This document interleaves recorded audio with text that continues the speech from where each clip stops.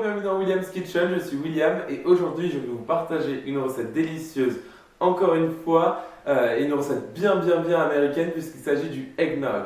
Alors le eggnog c'est une boisson aux œufs en fait que l'on va cuire, une sorte de crème anglaise pour tout vous dire en fait, avec beaucoup d'épices dedans, un peu d'alcool. C'est vraiment une boisson qu'ils adorent boire à cette période de l'année festive, donc de Noël et du réveillon. C'est pour cela que je la fais maintenant d'ailleurs. Je ferai sans doute des cupcakes avec et plein d'autres recettes encore avec cette merveilleuse boisson que je vais vous montrer à faire tout de suite. Et vous allez voir, ça va être très simple. Alors pour notre eggnog, vous aurez besoin déjà pour commencer de 4 gros jaunes d'œufs comme vous pouvez voir ici. Ensuite j'ai 360 ml, donc 360 g de lait entier, important qu'il soit entier. Ici j'ai 280 g, donc 280 ml de crème fleurette. Vous pouvez aussi utiliser de la crème liquide entière, 30% de matière grasse, c'est très bien. Ensuite j'ai 130 g de sucre. Ici j'ai un mélange, en fait j'ai une cuillère à café d'extrait naturel de vanille, une demi-cuillère à café de cannelle en poudre, un quart de cuillère à café de clou de girofle et une cuillère à café de noix de muscade, très important dans le eggnog, vu qu'en fait c'est l'ingrédient star, c'est les œufs, cet aspect laitier et la noix de muscade, très important. Et ensuite ici j'ai un mélange de 30 g de rhum et de 50 g de bourbon, très optionnel bien sûr dans cette recette, pas grave si vous ne mettez pas l'alcool. Moi j'aime bien, ça rajoute une petite saveur particulière. De toute façon on va le cuire cet alcool, donc il n'y aura pas finalement d'alcool mais juste le goût dans la préparation. Voilà, donc ce qu'on commence à faire en fait c'est mélanger nos blancs, nos jaunes d'œufs et le sucre, et dans cette casserole je mélange la crème liquide et le lait. Je vais monter ça, je vais faire bouillir ça et ensuite je vais mélanger mes jaunes et mon sucre jusqu'à ce que ce mélange soit bien léger et devienne plus clair. Alors comme vous pouvez voir, j'ai ajouté mon mélange d'épices dans mon lait et ma crème qui maintenant est bien chaud, donc je vais pouvoir l'ajouter à mes œufs qui sont bien battus, comme vous pouvez voir, mes jaunes d'œufs avec le sucre. Un mélange vraiment épais et blanc comme vous voulez, c'est exactement, là ça fait un ruban, c'est exactement ce qu'il faut. Donc maintenant ce que vous allez faire en fait, c'est dans cette étape de la recette, c'est ajouter donc un petit peu de votre préparation comme ceci laitière. Vous allez en ajouter dans vos œufs tout en mélangeant. Donc là je suis désolé mais ces plans de caméra sont vraiment mauvais.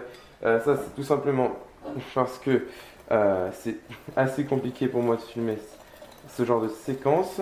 Donc comme ceci, je mélange mes œufs et j'ajoute un petit peu de lait dans mes œufs comme ceci. En fait c'est juste pour les faire monter à la température de notre mélange au lait, vu que si vous ajoutez directement vos œufs dans le lait, ils vont cuire en fait dans votre lait, ce qui va faire vous donner des œufs brouillés. Et croyez-moi, vous voulez absolument pas que ça vous arrive, ça m'est déjà arrivé, c'est un cauchemar, vu qu'après votre recette est ratée, donc vous êtes obligé de recommencer. Voilà, donc j'ai ajouté pas mal de ma préparation laitière aux épices dans mes œufs. Donc maintenant ce qu'on peut faire, c'est les ajouter dans notre mélange de lait comme ceci, tout en mélangeant. Voilà, vous inquiétez pas, je vais racler ce saladier. Et voilà, maintenant ce que je vais faire donc c'est remettre ce mélange à base de lait sur mon feu, comme ceci, et je vais mettre un thermomètre à confiserie dans mon mélange, tout simplement car en fait vous allez faire cuire tout en mélangeant jusqu'à ce que le mélange atteigne 70 degrés Celsius. Voilà, donc ce que j'ai fait, c'est que j'ai mélangé ma préparation jusqu'à ce qu'elle atteigne 160 degrés Fahrenheit, donc en gros ça revient à 70 degrés Celsius. Là vous pouvez voir, j'ai ajouté mon alcool pour qu'il cuise encore, vu que mon mélange est bien chaud comme ceci, pour que les vapeurs d'alcool puissent s'enlever et qu'on n'ait pas trop d'alcool dans notre produit fini. Et maintenant, voilà, la recette est terminée de l'eggnog. Maintenant, ce que nous allons faire, c'est laisser ça refroidir entièrement. Ensuite, je vais le mettre au réfrigérateur. Alors, mon eggnog a reposé au réfrigérateur pendant environ 5 heures. Je vous rappelle que le mieux est bien sûr de le laisser refroidir et de reposer au réfrigérateur toute une nuit comme ça. Toutes les saveurs délicieuses s'infusent et particulièrement les épices. Ici, un verre avec des glaçons, vu que c'est comme ça que je vous conseille de le boire comme ceci. C'est vraiment simple, voilà, vous remplissez. Vous pouvez très bien décorer avec un petit bonbon comme ceci, ça fait très Noël, vu que cette boisson est particulièrement appréciée autour de Noël, aux États-Unis du moins. Mais c'est tout pour cette recette, voilà. Alors, voici mon eggnog. Franchement, regardez, on voit toutes les petites épices à l'intérieur, c'est vraiment...